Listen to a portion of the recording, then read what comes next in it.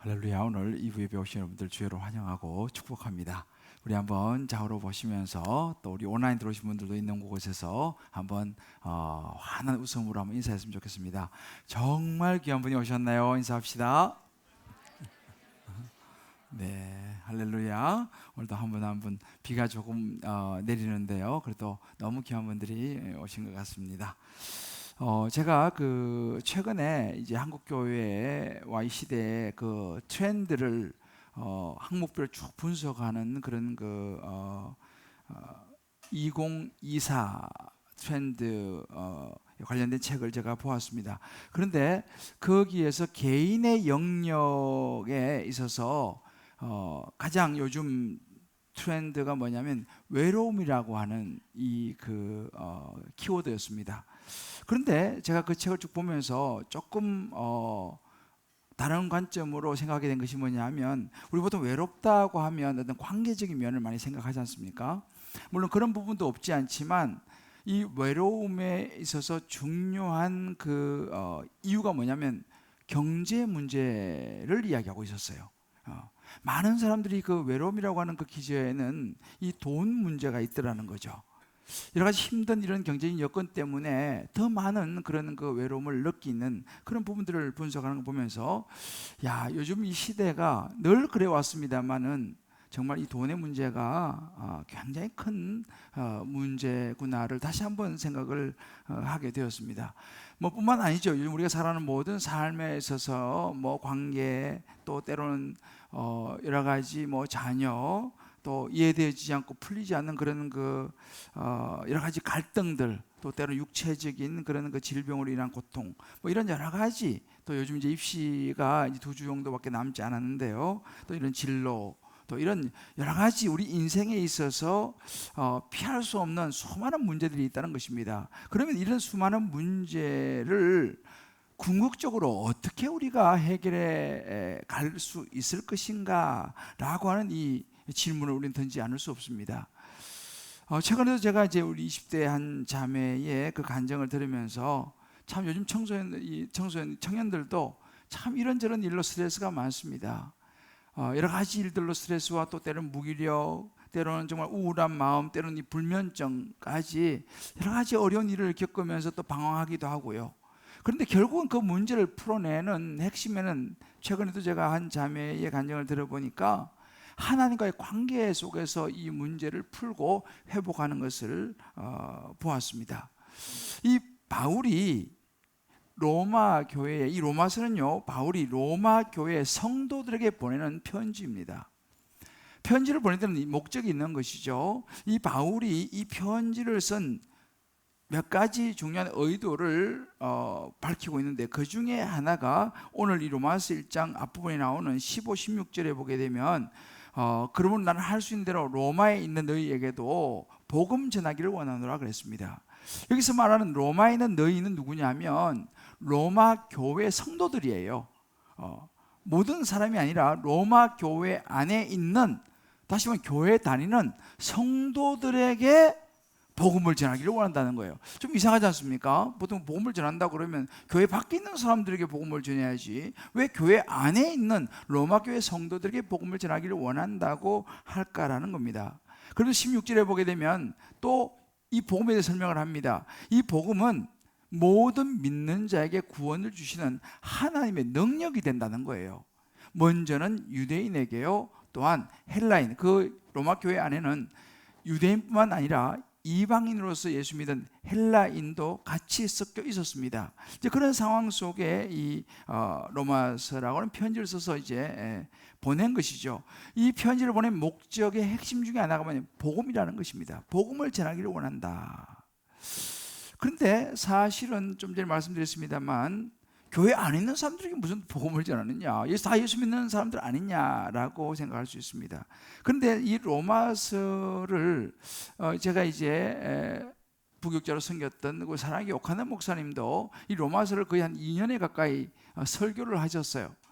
그런데 첫 설교를 시작하시면서 본인이 그런 이야기를 합니다. 이 교회를 사랑의 교회 개척해서 교회를 크게 이제 성장시키시고 부흥시키셨는데, 그러다가 목사님이 번아웃이 왔어요. 몸도 너무 많이 축나서 이제는 어쩔 수 없이 이제 안식년을 갖게 되면서 이제 미국에 가서 이제 하와이 쪽에 가서 이제 요양을 하시면서 어느 날 바닷가에서 생각했다는 거죠. 내가 목사인데 왜 이렇게 내가 기도도 할 힘도 없고 성경을 볼 마음도 생기지도 않고, 내가 목사인데 지금까지 이렇게 열심히 목회해 왔는데 몸은 다 이미 이제 쇠잔에서 번아웃 되어 버렸고 왜 그럴까를 생각했다는 것입니다. 목사, 훌륭한 목사님이신데요. 그러다가 떠올린 것이 이 로마서였다는 거예요.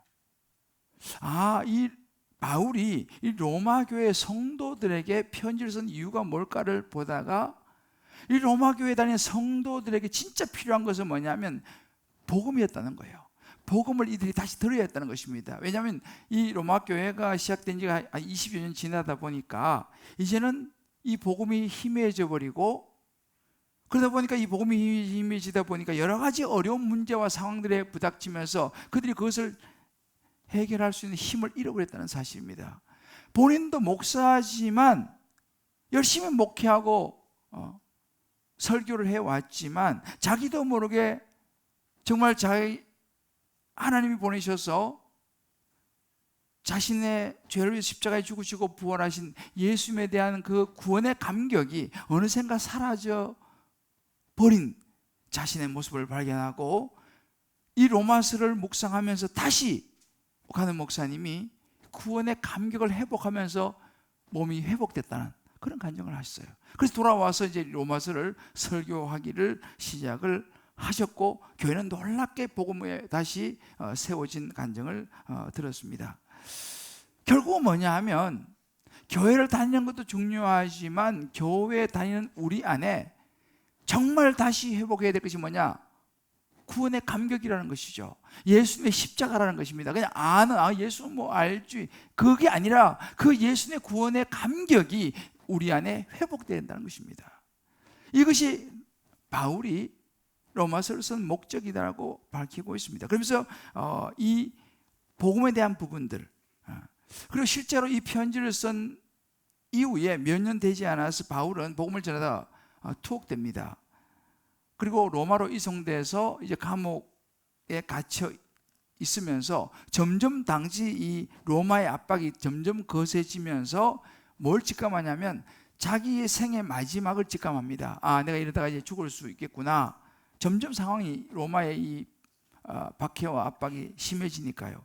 그러면서 그때 또 다시 편지를 씁니다. 그 편지를 쓴 것이 디모데후서예요. 디모데후서는 디모데에게 주는 영적인 아들 디모데에게 보내는 편지를 쓰면서 이 16절 말씀과 동일한 말씀을 다시 한번 언급을 합니다. 그것이 디모데후서 1장 12절 말씀입니다. 이로 말하면 내가 고난을 받되, 지금 이제 고난을 받고 있는 상황입니다. 고난을 받되 부끄러워하지 아니함은 내가 믿는 자를 내가 알고 또한 내가 의탁한 것을 그날까지 그가 능히 지키실 줄을 확신함이라 그랬습니다. 그런데 우리 한글 성경에는 고난을 받되 부끄러워하지 아니함은 이렇게 나오지만 그 사이에 원래 보면 그 접속사가 들어가 있어요. 영어성에 보면 yet이라고 이렇게 나오는데, 또 우리 로마서 1장 16절에도 because라고 하는 그 접속사가 들어갑니다. 내가 이 고난을 받지만 그럼에도 불구하고, 이 힘든 상황 속에 있지만 그럼에도 불구하고 내가 부끄러워하고 내가 두려워하고 좌절하고 절망하는 것이 아니. 이유는 뭐냐? 내가 믿는 자를 내가 안다는 거예요. 그리고 내가 믿는 그 예수 그리스도가 나를 끝까지 지킬 줄을 내가 확신한다 라고 하는 이야기를 디모데에게 지금 해주고 있는 것입니다. 여러분, 디모데를 생각하면요, 서신서에 나타나는데, 사실은 디모데는 성경 이 서신서를 보게 되면 성품이나 기질적으로 아주 강하지는 않은 사람이에요. 어차피 조금 유약한 그런 쉽게 좌절하고 낙심도 하는, 또 어떤 학자들은 이 디모데가 좀 우울증도 있었다 뭐 그런 이야기도 하기도 합니다만은, 이렇게 어쩌면 소심하고 약한 이 디모데가 자기의 스승인 바울이 감옥에 갇혀서 이제 얼마 있어 죽을지도 모른다라고 하는 이런 상황을 보면서 얼마나 자신도 두려워하고 더 낙심하고 있었겠냐는 것입니다. 바울은 이것을 생각하면서 이 편지를 쓰는 거예요. 그 이 편지에서 무슨 이야기를 합니까? 내가 이 죽음의 상황, 이제 앞으로 죽음이 다가오고 있는 이 상황 속에 있지만 그럼에도 불구하고 나는 내 안에 있는 그분이 나를 지키실 것을 확신한다라고 하는 이 편지를 써 보내고 있다는 사실이에요. 그러니까 여기서 말하는 그럼에도 불구하고, 이것이 기독교 복음의 핵심이라는 거예요. 그럼에도 불구하고. 자, 우리 한번 자유에 한번 서로 이렇게 한번 정리해 볼까요? 그럼에도 불구하고가 복음의 핵심입니다. 그럼에도 불구하고, 이게요. 그러니까 바울의 그 여러 가지 고난과 어려운 그런 환경, 그럼에도 불구하고 이 모습이 복음의 핵심이라는 것입니다. 그러니까 우리가 살아가는 이 시대도 마찬가지예요. 바울의 그런 환경과 상황도 힘들지만 지금 저와 여러분이 살아가는 우리가 이 상황도 여러 가지 만만치 않습니다. 그러니까 제가 서두에 밝힌 것처럼 요즘은 정말 이 경제적인 이런 부분들이 우리 삶의 가장 큰 몫을 차지하고 있습니다. 때로는 이런저런 상황 속에서 시련과 또 고통의 문제도 있죠. 또 뭐 여러 가지 자녀의 그런 또 여러 가지 어려움이 있죠. 또 관계의 문제도 있죠. 또 뭐 질병, 또 때로는 사고, 이로 인해서 여러 가지 우리가 때로는 이 죽음을 맞이하는 상황도 있을 수 있고, 뭐 슬픔과 이 모든 것이 우리 삶에서 절대로 남의 이야기 아니고 만만치 않은 우리 삶의 핵심입니다. 자, 그러면 우리가 이제 교회 다니고 예수 믿는다고 하지만 우리도 이런 상황을 만났을 때에 바울처럼 그럼에도 불구하고 라고 하면서 이 상황을 뛰어넘을 수 있겠냐는 사실입니다. 바울이 그럼 어떻게 가능했냐는 거예요. 바울이 아주 낙천적인 그런 성격을 가졌기 때문에 뭐 그런 거 둘도 털고 그냥 갔냐? 그게 아니라는 거예요. 여러분, 성경에 보게 되면 바울은요, 생각보다는 성격으로 상당히 예민한 성격이었어요. 때로는 신경질을 부리기도 하고 또 쉽게 좌절하기도 하는 그런 사람이었습니다. 두려움이 많은 사람이 바울이었어요. 심지어 고린도후서 7장 5절에 보면 바울이 그렇게 고백해요. 우리가 마게도냐에 이르렀을 때도 우리 육체가 편하지 못하였고 사방으로 환난을 당하여 밖으로는 다툼이고 안으로는 두려움이었다 그랬어요. 솔직히 자기 안에 두려움이 많다라고 고백하고 있습니다. 내가 이렇게 막 복음을 열심히 전하는 것 같지만 내 안에 두려움이 많다라는 거예요. 심지어 로마서 7장 24절을 보게 되면 이렇게 말합니다. 오호라, 나는 공고한 사람이로다. 누가 이 사망에서 나를 좀 건져 줄 수 있느냐? 정말 자기가 너무 힘들고 공고하다라고 고백하고 있습니다. 그리고 보면 이 바울도 결국은 두려움과 때로는 좌절과 때로는 사람들이 싫어지는 거예요. 너무 힘들면 우리 사람 만나고 싶지 않지 않습니까? 뭐 만나서 이야기하고 그것도 싫어지는 거죠. 왜? 너무 힘드니까. 바울이 지금 그런 솔직한 고백을 하고 있어요. 자, 그런데 이런 어려운 중에서도, 그럼 바울이 굉장히 그렇게 강한 사람도 아님에도 불구하고 어떻게 그럼 끝까지 이 어려운 사명을 감당할 수 있었겠냐는 거예요. 그 예로 이 바울과 실라가 감옥에 갇혔을 때도 사도행전 16장 25절을 보게 되면 기도하고 찬송까지 했다는 거예요. 감옥에 갇혔어도. 어떻게 이제 죽음을 앞두고 감옥에 갇혔어도 찬송하고 기도할 수 있었느냐라, 어떻게 이것이 가능했느냐라는 것입니다. 이것이 오늘 저와 여러분이 보려고 하는 핵심 포인트예요. 자, 그러면 어떻게 이것이 가능하냐? 여러분, 이런 것은 어떤 이론으로 되겠냐는 것입니다. 어떤 철학으로 되겠냐는 것입니다. 어떤 사상으로 되겠냐는 것입니다. 철학자들은요, 그런 이야기를 합니다. 시간이 훌륭한 치료자입니다. 우리말은 시간이 약이다, 뭐 그런 얘기지 않습니까? 과연 시간이 훌륭한 치료자일까요? 시간이 지난다고 모든 게 다 치유될까요? 우리의 아픈 상처와 우리 모든 어려움이 시간이 지난다고 해결될까요? 물론 어느 정도 좀 이렇게 그냥 잊혀질지는 모르지만 근본적인 해결은 사실 쉽지 않습니다. 요즘 상담이 많이 발달했어요. 요즘은 뭐 이제 워낙 많은 이 스트레스와 이런 것들 때문에 예전에 비해서는 상담이 굉장히 많이 발달되어 있는데, 여러분 상담을 받아보신 분들 계실 텐데 무슨 이야기를 합니까? 상담의 핵심 중에 하나는 공감입니다. 아, 힘드시죠? 그렇다고 너무 슬퍼하지 마세요. 또 뭐 좀 된다고 너무 기뻐하지 마시고 좀 잘 참으시면 됩니다. 조금 더 참읍시다. 그냥 최선을 다하세요. 그러다 보면 좋은 일이 일어날 것입니다. 그게 다 인생 아니에요. 이것이 우리 살아 인생이거든요. 하면서 상담가들은 많이 사람들을 내담자를 공감을 해줍니다. 참 좋은 일이죠. 근데 여러분 보세요. 상담이라고 하는 것이 공감을 해주고 내 마음을 좀 받아주는 것까지 될 수 있을지 모르지만은 그 힘든 상황 속에서도 내가 기뻐하고 찬송하고 여기까지 데려가지는 못한다는 사실이에요. 근데 성경에 보면 바울, 신라는 그냥 위로 정도 차원이 아니라 그런 상황 속에도 하나님을 찬송하고 기도하는 그런 모습을 보입니다. 심지어 로마서 8장 37절 보면 우리가 넉넉히 이기느니라. 모든 어려운 상황 속에서도 우리를 사랑하시는 그분을 말미암아 내가 넉넉히 이긴다라고 고백을 하는 것입니다. 이런 부분들은 어떤 이론이나 철학으로 상담으로 안 된다는 이야기죠.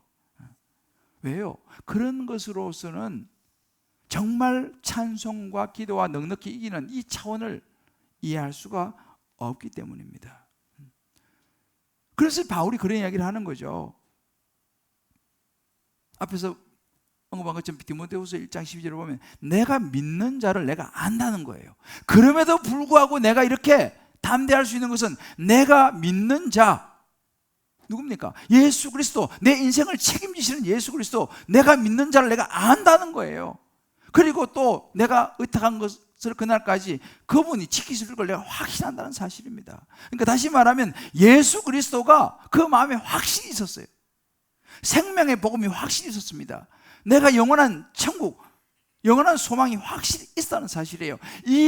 그 바울 안에 있었던 이 확실한 소망, 확실한 복음, 예수 그리스도가 그런 힘든 상황 속에서도 그럼에도 불구하고 확신할 수 있었고 복음을 전할 수 있다라는 사실입니다. 제가 이번에 지난주에 파라과이 선교지를 좀 방문하고 왔습니다. 비록 짧은 시간이지만 그 선교지를 방문하면서 참 많은 생각을 하게 됐고 또 많은 것을 보게 됐고 또 여러 사람을 만나서 대화도 할 수 있는 시간이 있었습니다. 근데 굉장히 열악한 그런 그 환경에 살고 있는 사람들이었습니다. 우리 말하면 옛날에 그 난지도 있지 않습니까? 난지도에 살아가는 그런 이제 사람들이 주 대상이었는데 이제 우리 양상 선교사님이 그곳에서 이제 교회도 하고 또 이제 학교도 하고 이제 그 사람들을 이제 케어하면서 그 파라과이 사람들을 대상으로 이제 목회를 또 하시더라고요. 근데 제가 이제 거기서 여러 이제 성도들 또 우리 다음 세대 청년들을 만나게 됐는데 그중에 한 세 자매를 제가 이제 보게 되었습니다. 이 세 자매는요 어떤 상황이냐면 엄마는 한 사람인데 아버지는 다 다른 사람이에요. 그러니까 세 명 다 아버지가 달라. 근데 엄마는 같아. 엄마하고 좀 살고 있어요. 또 다른 두 형제가 있었습니다. 이 두 형제는 나이가 큰 형은 18, 19살 정도 됐고 그 밑에 동생은 그보다 좀 나이가 어려요. 그런데 지금 이제 집에 상황이 어떠냐 하면 자기 엄마가 자기 아버지를 이런저런 이유로 내쫓았어요. 그리고 다른 남자를 데리고 와서 이제 사는데 그 다른 남자가 20살이에요. 20살. 그 자기가 큰 아들하고는 나이 차이가 한두 살밖에 차이가 안 나는 거예요. 지금 파라과이를 제가 보니까 거기가 이제 그 옛날에 삼국 전쟁을 하면서 거의 인구 절반이 죽었고 당시 전쟁에 남자들은 거의 다 죽었어요. 그러다 보니까 이 파라과이가 보니까 이 여성 중심의 사회더라고요. 남자는 대부분 많이 죽었기 때문에 그러니까 이제 남자 수는 적고 여자 수는 많다 보니까 이제 그런 것이 하나의 문화가 돼가지고 여성 중심의 그런 여러 가지 이런 복잡한 문화가 형성된 나라가 이 파라과이더라고요. 근데 여러분 생각해 보세요. 아버지가 그러니까 그 성도들 아이들 중에서 대부분의 아버지가 누군지 몰라요. 남자가 적으니까 남자를 그냥 실어 뿌리고 그냥 사라져 버리고 뭐 그런 분위기가 굉장히 많았습니다. 그런데 세 자매가 같이 살고 있는데 아버지가 다 달라. 자기 엄마가 데리고 온 남자가 자기보다 한 살밖에 차이가 안 나요. 여러분 우리 정서 생각해 보세요. 그런 집안이랑 우리는 콩가루는 뭐 저리 가라죠. 완전히 그 집안이 이게 말이 이거 풍비박산이죠. 그 자녀들이 얼마나 많은 상처를 받겠습니까? 그런 환경에서 자녀들이 제대로 자라겠습니까? 이 말이 안 되는 상황이죠. 온전한 생각을 할 수 있겠습니까? 참 그런 당장 집을 뛰쳐나가고 여러 가지 일이 일어나도 시원찮을 그런 상황에 놓여 있는데, 놀라운 것은 그 세 자매가 교회 와가지고 찬양팀을 하고 율동을 하고, 또 한 자매는 예배 사회를 보고. 저는 제가 봤을 때 누군지 몰랐죠. 그 들어와서 너무 표정도 밝고 전혀 알 수가 없었어요. 근데 그 선생님이 그런 이야기를 쭉 해주더라고요. 그 두 형제도 마찬가지로 그 교회에서 형은 리더가 되어서 다른 애들을 케어하고, 둘 다 찬양팀으로 섬기면서 교회 열심히 사역을 하고 있더라고요.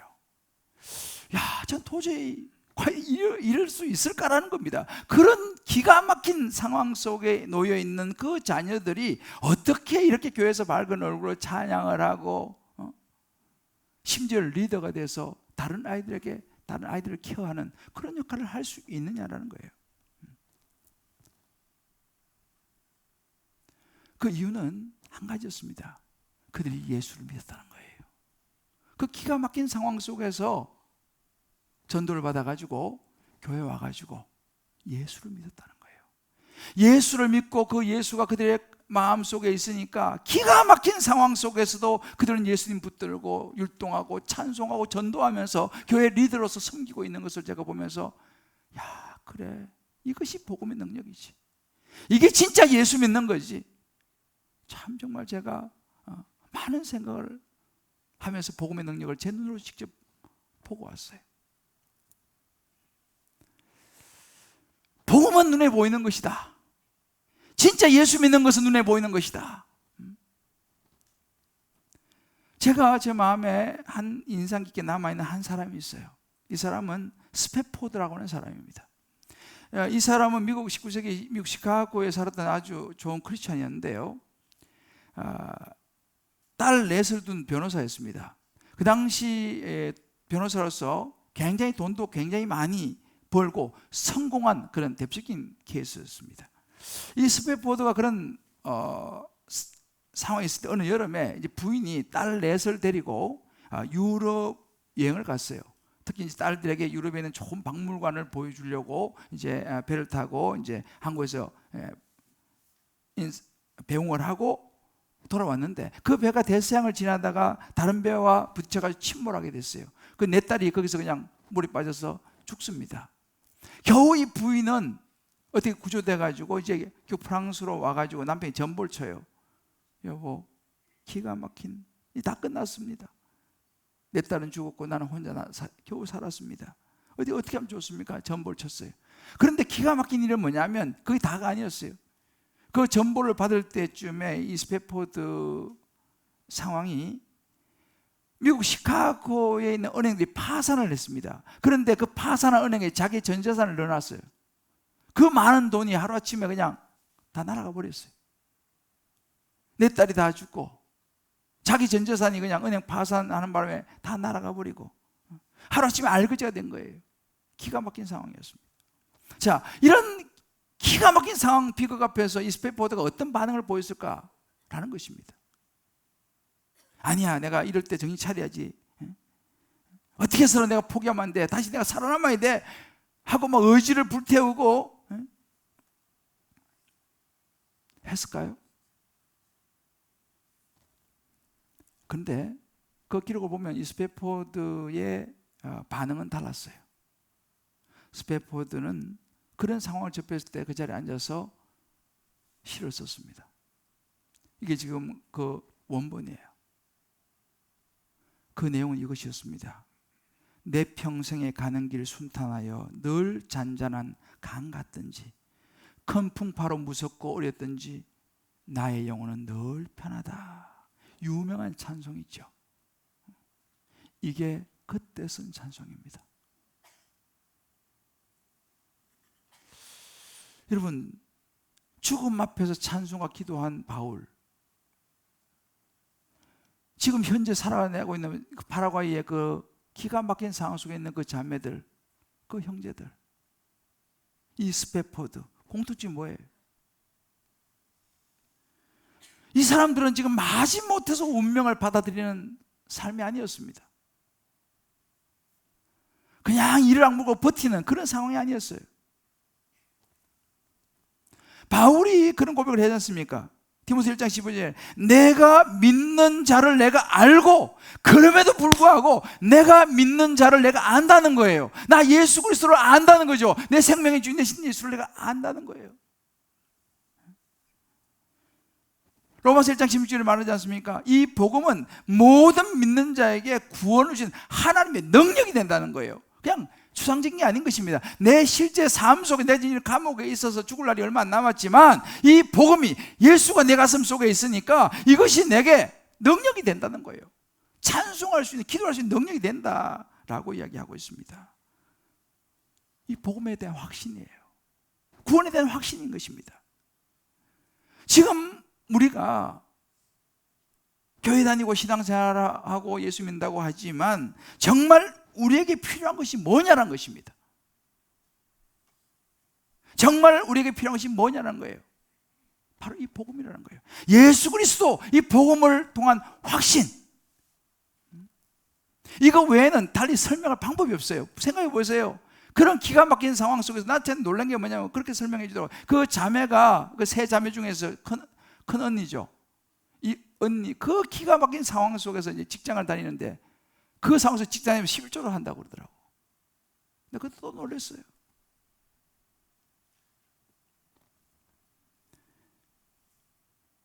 복음 아니고는 뭘로 설명할 수 있겠습니까, 이것을? 스페포드의 그런 상황 속에서의 이 찬송이 복음 아니고 예수 그리스도 아니고는 뭘로 설명할 수 있겠습니까? 그 제가 거기 가서 이제 설교를 해야 되는데 지난 주일날 거기는 성도들의 그 대부분이 그런 큰 상처를 가진 사람이 대부분이었어요. 그러니까 대부분은 아버지가 없는 아이들이에요. 아버지가 누군지를 몰라. 그러니 그런 또 이스라엘의 매립장 같은 데서 자라면서 진짜 판자촌에 제가 생각했던 것보다 훨씬 열악한 환경 속에 자라고 있는 아이들, 또 그런 어른들, 살고 있는 어른들이 이제 그 교회 주된 성도들의 멤버였습니다. 그래서 내가 이 사람들이 내가 무슨 설교를 할 수 있을까 고민하다가 저도 제 간증을 했어요. 제 어린 시절 가난했던 이야기, 물론 그 사람들하고는 또 다른 차원이지만 정말 어릴 때 집이 없어서 이 집 저 집 옮겨 다니면서 살았던 그런 시절들을 제가 이야기를 해줬어요. 그러면서 제가 만난 예수 그리스도를 이야기했습니다. 저도 사실은 그런 꿈도 희망도 없는, 어찌 보면 그 가난 속에 살았지만 그때 제가 교회를 갔고 그 교회에서 내가 예수를 믿게 된 거거든요. 하나님을 만나게 된 거거든요. 그래서 예수 믿고 보니까 내 마음에 꿈이 생기기 시작했어요. 왜? 나를 위해서 십자가에 죽으시고 부활하신 그 예수님의 은혜가 너무 감사하게 느껴지니까 나는 예수를 위해서 그러면 뭘 할까 생각하기 시작했습니다. 나도 뭔가 예수님을 위해서 뭐 하고 싶은데, 나도 뭔가 하나님의 영광을 위해 살고 싶은데 내가 뭘 할 수 있을까 생각하다가 한 것이 뭐냐면 내가 공부를 해야겠다 생각했어요. 왜냐하면 저는 뭐 공부 같은 거 별로 안 좋아하는, 그런 놀기를 좋아하는 그런 아이였는데 하나님의 영광을 위해서 내가 살고 싶다. 예수 만나고 보니까 하나님의 은혜를 위해 살고 싶다라는 생각하니까 그럼 내가 뭘 할 수 있을까? 그래, 내가 공부해야겠다. 공부해서 뭔가 내가 정말 하나님 앞에 영광을 돌리고 싶다. 이 생각을 하기 시작했어요. 그리고 그때부터 제가 이제 공부를 좀 늦게 시작을 했습니다. 열심히 공부를 했어요. 왜? 목적이 하나님의 영광, 예수님의 은혜에 보답하겠다. 이 예수를 내가 만난 이후에 그 열심히 공부하다 보니까 또 하나님께 저를 목사로 인도하시고 목사가 됐어요. 그리고 정말 아무것도 없는 저를 영국으로 유학을 또 가게 하셔서 영국에서 또 유학을 하고 또 공부도 마치고 또 한국에 들어와서 또 사랑의 부목사 했다가 잠실의 교회 개척해서 또 여러분들을 만나서 이렇게 제가 목회하고 있는 이 이야기를 제가 그 성도들에게 간증을 하면서, 여러분 지금 삶이 그야말로 그분들 다 상처투성이에요. 그러나 이 상처 안에 우리가 만날 분 예수 그리스도입니다. 저도 그 예수 그리스도를 만나서 오늘 여러분들 앞에서 내가 이렇게 설교를 하러 여기까지 왔습니다 라고 제가 이야기를 해주면서, 상처는 예수님 만나면 오히려 별이 되어서 더 많은 사람을 도와줄 수 있습니다 라는 설교를 제가 했어요. 물론 저는 한국말로 이제 스페인어로 이제 통역을 우리 성사님이 했어요. 왜냐하면 저도 그랬기 때문에, 나도 예수 안 만났으면 지금쯤 제가 뭐 하고 있을지 모르겠어요. 근데 내가 예수를 정말 만났고 예수를 제대로 믿었기 때문에 제 인생이 정말 바뀌었거든요. 이건 팩트예요. 그래서 나 이 예수밖에는 이야기할 게 없어요. 그분들이 무슨 이야기를 하겠습니까, 그분들에게. 근데 의외로 그분들이, 제가 이제 끝나고 나서 이야기를 이제 좀 들었어요. 저는 뭐 통역을 잘 스페인어를 모르니까. 그 상처가 많은 분들이 그 복음 앞에 다시 한 번 더 그들이 정말 마음을 추스리는 그런 이야기를 제가 나중에 전해 들었습니다. 여러분, 많은 사람이 그런 이야기를 해요. 교회 다니고 기독교 교회 다니고 사람이 좀 착하게 살지, 그리고 뭐 윤리적으로도 좀 도덕적으로도 그래도 좀 낫고, 또 교회 다니고 이러면은 마음이 위로도 되고 여러 가지 삶의 어려운 문제도 좀 잊어버릴 수 있고 도움이 될 거야 라고 말합니다. 물론 그런 부분이 있습니다. 그런데 여러분, 우리가 기독교라는 거, 예수 믿는다는 것은 그거 이상입니다. 그것은 다른 종교에서도 그런 건 다 할 수 있어요. 좀 착하게 살고 위로받고 격려받고 좀 도덕적 윤리적으로 좀 더 바르게 살고. 여러분, 그러나 사실은요, 복음이라는 거, 예수 그리스도를 믿는다는 것은요, 그 정도 차원이 아닙니다. 정말 예수를 믿는다는 것은 우리 모든 삶의 영역에 다 영향을 미치는 것이 예수 그리스도 복음인 줄을 믿습니다. 우리가 정말, 여러분, 성경은요, 성경을 보세요. 좋은 이야기만 하지 않습니다. 행복하게 살았다더라, 그런 이야기만 성경에 들어있잖아요. 성경에는요, 인생의 실패한 이야기, 죄 이야기, 아픈 가정 이야기. 근데 참 성경이 뭐 불경에 이런 거 다른 것이 뭐냐면, 성경은요 정말 솔직하게 꾸밈 없이 있는 그대로 우리의 삶을 그대로 다 노출시키고 있습니다.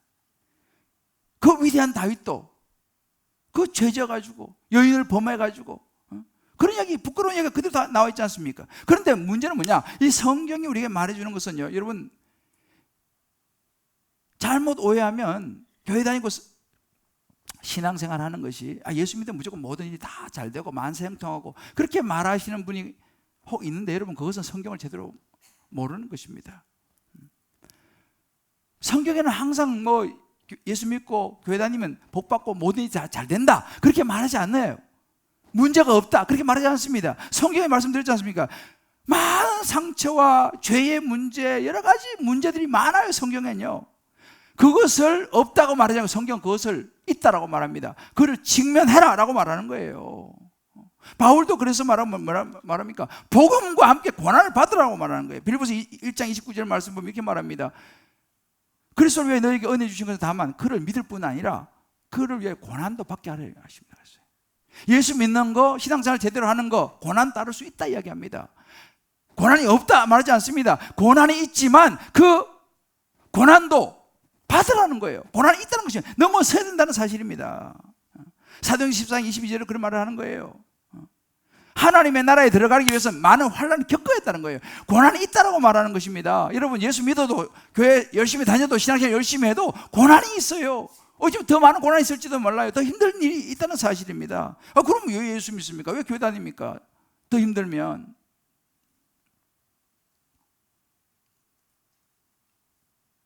우리가 교회 다니고 신앙생활하고 예수 믿는 것은 뭐냐면, 고난이 없는 것이 아니라 그 안에서 우리의 생명의 구원자이신 예수 그리스도를 확실하게 붙잡으면 그 고난을 뛰어넘을 수 있는 힘이 생긴다는 사실을 믿으시기를 주의 이름으로 축복합니다.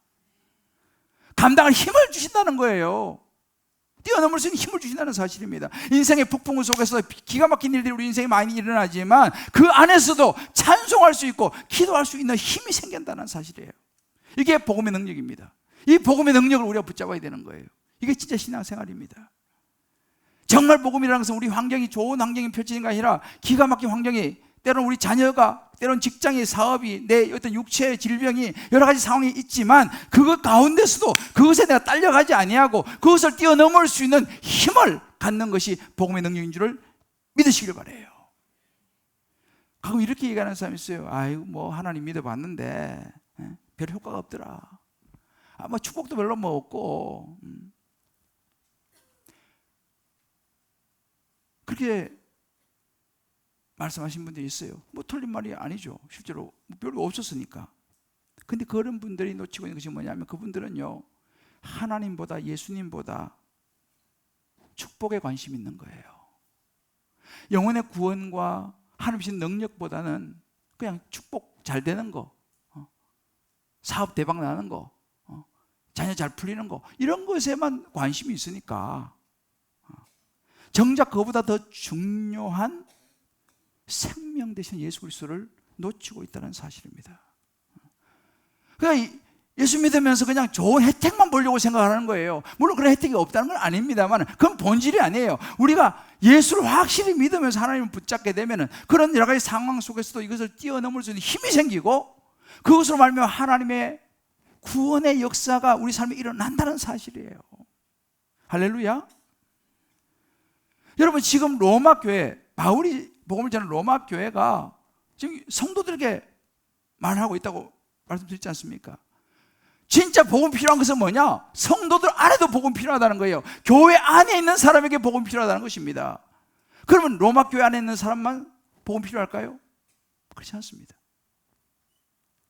저와 여러분에게도 복음이 필요한 거예요. 한국 교회의 복음이 다시 필요한 줄을 믿습니다. 우리는 정말 제대로 예수를 믿어야 돼요.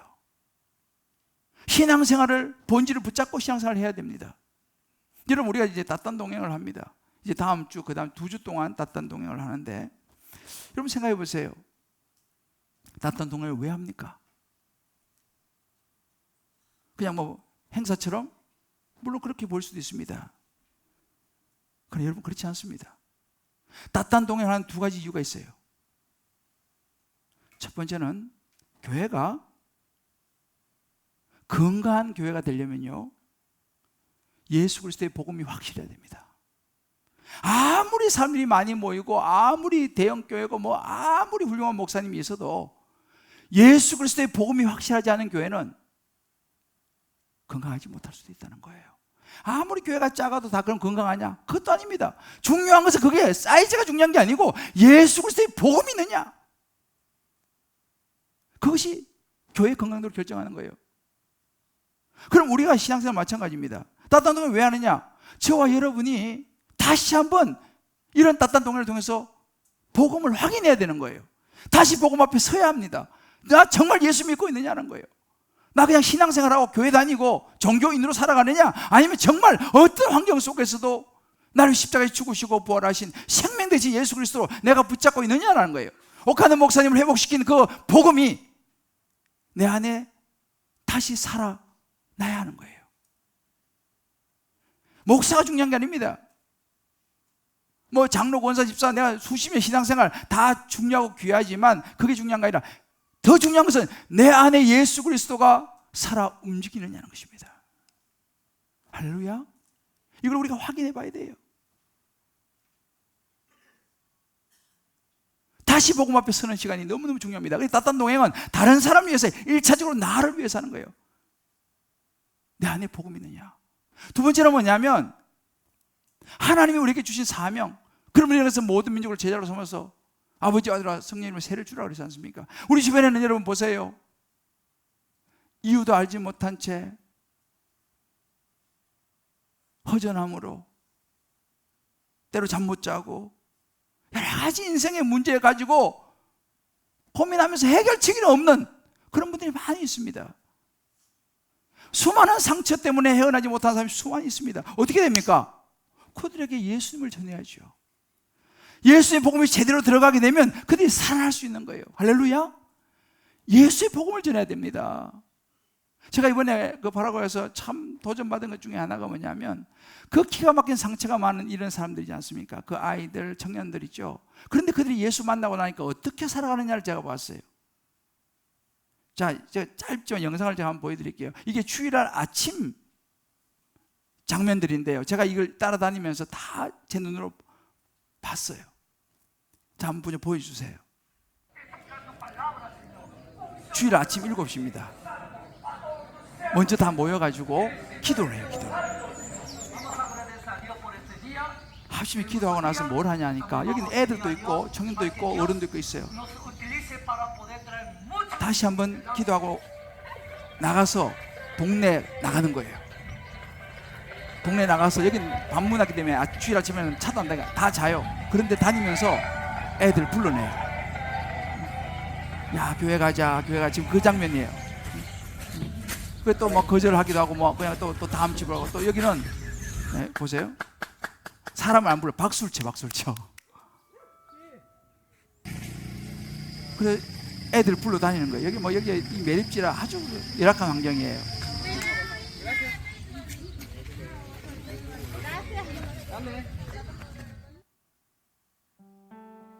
사랑하는 성도 여러분, 제가 읽어보면서 무슨 생각하는지 아세요?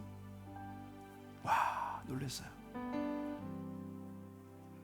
그 아침 7시에 다 자잖아요. 거긴 밤문화니까 저녁을 뭐 8시, 9시에 먹더라고요. 그러니까 뭐 주일 아침에는 다 자죠. 근데 그 주일 아침 7시 예, 그 교회 사람이 나와갖고 기도하고 동네로 전도하러 가요. 전도하러 가서 불러내는 거예요. 야, 누구야, 교회 가자.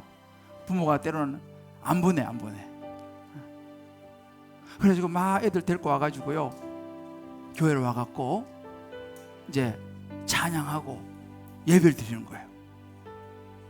근데 그 예배가 정말 장난이 아니에요. 그건 내가 다음에 한번 보여드릴게요. 와, 이렇게 살아가는구나. 그렇게 전도하러 다니는 사람들이 그런 자매들, 형제들이에요. 집은 뭐지, 뭐 완전히 말도 아니에요.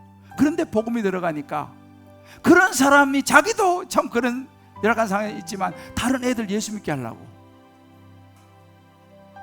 주일 아침부터 다니면서 전도해 와가지고요, 같이 찬양하고 예배드리고. 날씨는 또 얼마 더운지 몰라요. 전 따라다니는데 막 땀이 뭐 그냥 젖었어요. 따뜻한 동행 왜 합니까? 우리도 사실은요, 목사님이 하라니까, 여러분 그건 의미가 없어요. 주님께서 우리에게 말씀하셨어요. 너 혼자만 천국 갈래? 우리 이 두 가지 이유입니다. 먼저 내 자신이 복음 앞에 서야 되고, 그리고 더 나아가서 내 주변에 믿지 않는 사람들, 인생의 문제 앞에서 쓰러져 나가고 좌절하고 절망하고 목숨까지 던지는 이런 시대에 있는 사람들에게 복음을 저 나오게 해야 돼요. 너무너무 중요합니다. 제가 한 집사님이 그런 간증하는 얘기를 들었어요. 그 집사님 대학 동기가 있었는데 오랫동안 구직을 하다가 직장을 못 구해서 오랫동안 하다가 마침내 좋은 회사에 취직이 됐어. 이제 일주일 앞두고 이 집사님 찾아와서 커피 한 잔 사달라 그러더래요. 자기 취직됐다고 좋아하는 회사에. 그래서 이제 직장 출근을 했습니다. 일주일 출근한 지, 그 꿈에 그리던 직장에 출근 일주일 됐는데 그 팀장하고 지방에 출장을 갔다가 서울 올라오는데 너무 피곤해가 서울 톨게이트 앞에 그 안쪽에 차를 아마 파킹하고 좀 잠깐 눈을 붙인 모양이에요. 그런데 뒤에서 큰 트럭이 이 운전사가 졸음운전을 해가지고 그냥 그 차를 덮쳐버렸어. 그래서 두 사람 다 그냥 죽는 그런 일을 만난 거예요. 또한 동창은 갑자기 심장마비로 또 세상을 떠나. 이런 이제 보면서 이런 얘기를 하더라고요. 술 좀 적게 마시라고 술자리에서 잔소리는 했지만 교회 가라고 잔소리를 하지 않았다고 생각하니 슬펐습니다. 이제 그 친구에게 교회 가자고 할 수가 없습니다. 이미 이 세상 사람이 아니기 때문입니다. 여러분, 우리 주변에도 그런 사람이 있을 수 있어요. 우리 내일이 보장되지 않았기 때문에. 우리 주변에 내가 사랑하는 사람, 가족, 친구, 여러분들 이번에 다탄동에 초대해 보시길 바라요. 다음에, 물론 다음에 있을 수도 있지만 없을 수도 있다는 사실을 기억하셔야 돼요. 그래서 이번에 다탄동에 2번에 걸쳐서 하는데 다음 주, 그 다음 주는요, 가족 초청으로 특별히 우리가 준비를 했어요. 다른 사람 전도하는 거 중요한데 가족들, 자녀들 예수 믿어야 되지 않겠습니까? 그래서 둘째 주는 가족 초청으로 스페셜하게 저희가 지금 준비하고 있어요. 그 다음 주는 이제 예배 순서 좀 다릅니다. 2주 동안은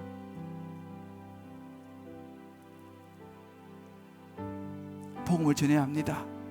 나도 다시 한번 복음을 분명히 붙잡아야 되고 내 주변에 있는 사람들에게 복음을 전해야 되는 거예요. 우리 한번 이 시간 이 찬양 같이 한번 부르고 이 따뜻한 동에 이 오이코스를 위해서 같이 한번 기도하겠는데요. 사망의 그늘에 앉아 죽어가는 나의 백성들, 절망과 굶주림에 갇힌 자들은 내 마음에 오랜 슬픔. 우리 영적으로 보면 정말 우리 주변에 신음하는 분들이 너무 많아요. 힘들어하는 사람이 너무 많습니다. 그들에게 복음을 전해야 돼요. 내가 직접 못 전하면 데리고 오시면 돼요. 그냥 데리고 오시면 돼. 이 자리에서 주님이 하실 거니까요. 우리 시간 같이 하면서 오늘 말씀 붙들고 같이 한번 기도하겠습니다.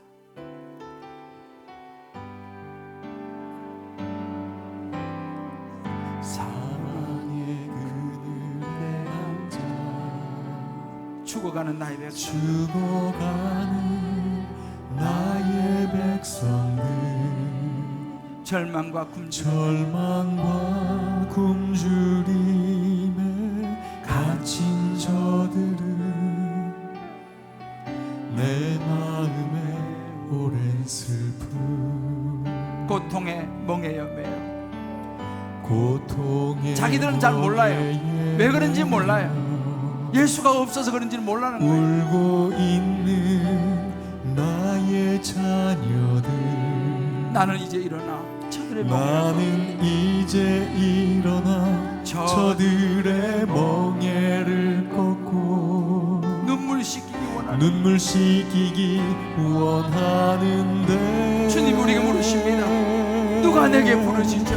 누가 내게 부르짖어? 저들을 구원케 할까? 누가 저들을 구원케 할까?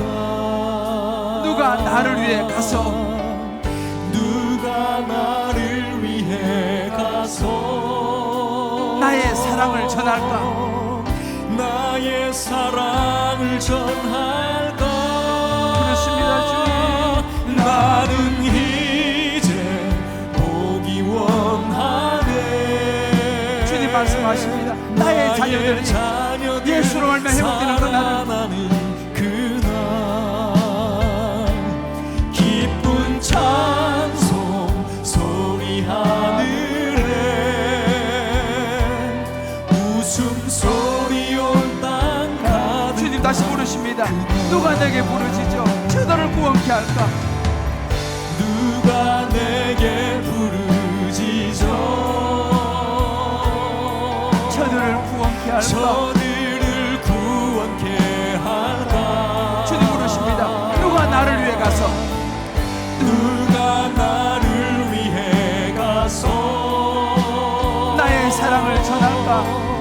나의 사랑을 전할까? 나는 이제 보기 원하네. 나의 자녀들 사랑하는 그날 기쁜 찬송 소리 기쁜 찬송 소리 하늘에 웃음소리 온 땅 가득한 그날. 우리 한번 이 시간 조용히 눈을 감고 한번 기도했으면 좋겠습니다. 오늘 말씀을 들으시면서 여러분들이 성령께서 여러분 각자에게 어떤 마음을 주셨을 거예요. 그게 성령의 음성입니다. 하나님, 제가 다시 복음 앞에 서기를 원합니다. 교회 다니는 것으로 그치는 것이 아니라 종교인으로 살아가는 것이 아니라 내 안에 있는 나를 위해 십자가에 죽으시고 부활하신 예수 그리스도가 확실하기를 원합니다. 아멘. 이 복음의 능력으로 내가 일어서기를 원합니다. 아멘. 내 모든 그럼에도 불구하고의 상황을 뛰어넘기를 원합니다. 아멘. 그러나 주님 아버지, 내 혼자가 아니라 내 주변에 아직도 이 주님을 알지 못해서 절망하고 좌절하고 쓰러져가는 인생의 문제 앞에 정말 한참을 내다보지 못하는 인생 앞에 힘든 우리 영혼들을 주여 내가 주님께로 인도하기를 원합니다. 우리 오이코스를 주여 이 자리로 초청하기를 원합니다. 아멘. 주여 도와주시옵소서. 아멘. 영적 전쟁이 치열할 것입니다. 왜요? 사단이 그냥 놔두지 않죠. 사단이는 이곳에 와서 한 명이라도 예수 믿는 것을 가장 싫어하는 것입니다. 영적 싸움입니다. 하나님 내게 힘을 주셔서 반드시 다음 주, 그 다음 주 정말 1부부터 4부까지 어느 예배든지 주님, 내가 내 오이코스를 반드시 이곳에 함께 올 수 있도록 주여 도와주시옵소서. 아멘. 이제 그 오이코스를 위해서도 기도하십시다. 하나님, 그의 마음이 열려서 이곳에 복음을 듣고 하나님 만나고 예수님 자녀가 되게 하여 주옵소서. 아멘. 아멘. 우리 한번 주여 치고 우리 이 말씀 붙들고 같이 한번 기도하겠습니다. 주여. 누가 내게 부르시며 하나님 아버지 축원합니다. 저들을 구원케 할까. 하나님 아버지, 하나님 아버지, 하나님 아버지, 하나님 도와주시옵소서. 다시 복음 앞에 서기를 원합니다. 신앙생활 해도 내 마음 힘이 없습니다. 능력이 없습니다. 여전히 똑같습니다. 하나님, 내가 복음에 서기를 원합니다. 다시 예수 앞에 서기를 원합니다. 구원의 확신이 서기를 원합니다. 하나님 도와주시옵소서. 하나님 역사에 하나님 도와주시옵소서. 하나님 아버지, 하나님 아버지, 하나님 아버지, 아버지 역사에 원합니다.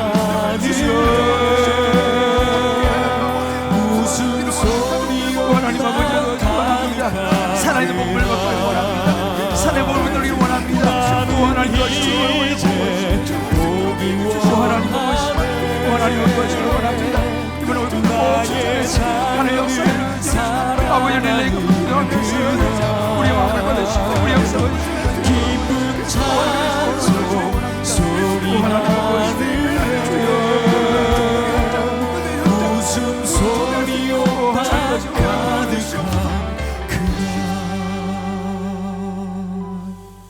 하나님 아버지, 복음의 감격을 잃어버린 로마교회 성도들처럼 하나님, 내 자신이 목사로서 구원의 감격을 잃어버리지는 않았는지, 신앙생활 오래 하다 보니까 내 안에 예수의 복음이 서서히 희미해져 가고 있지는 않은지 주여 돌아봅니다. 주여, 다시 복음 앞에 서기를 원합니다. 아멘. 다시 예수님 십자가 붙들고 일어서기를 원합니다. 아멘. 살아있는 복음을 경험하기를 원합니다. 아멘. 그럼에도 불구하고 일어서기를 원합니다. 아멘. 복음이 우리의 중심에 주여 있게 하여 주옵소서. 아멘. 하나님, 여전히 우리 주변에 예수를 알지 못하고 방황하며 인생의 무거운 짐 앞에 쓰러지는 많은 이들이 있습니다. 이번에 그들 주여 저희들이 초청하려고 합니다. 이제 2주 동안 따뜻한 동행할 때 하나님 아버지, 무엇보다 우리 가족들 예수 믿게 도와주시옵시고, 아멘. 내 자녀들 예수 믿게 도와주시옵시고, 아멘. 내 남편들 예수 믿게 도와주시옵소서. 아멘. 주변에 있는 모든 우리 친구들, 우리 이웃들이 주여 예수 믿게 도와주시옵소서. 아멘. 하나님, 그들을 잘 권면해서 이 자리에 데리고 나와 예수의 복음이 그들에 전해지며 그들로 살아나는 역사가 주여 있게 하여 주옵소서. 아멘. 누가 나를 위해 가서 나의 사랑을 전할까? 주님 앞에 주여 내가 여기 있습니다, 나를 보내소서 결단하는 우리가 되게 도와주시옵소서. 아멘. 주여 저를 위해 기도하게 도와주시옵소서. 21일 릴레이로 하나님 우리가 금식하며 기도하고 있습니다. 하나님, 이 기도를 받아주시옵시고 이 기도를 통하여 잃어버린 영혼이 돌아오는 역사가 하나님 우리 안에 주여 펼쳐질 수 있도록 성령이여 역사하여 주시옵소서. 아멘. 은혜를 베풀어 주시옵소서. 아멘. 우리 기도를 받으실 주님을 찬양하며 예수님 이름으로 기도합니다. 아멘. 아멘.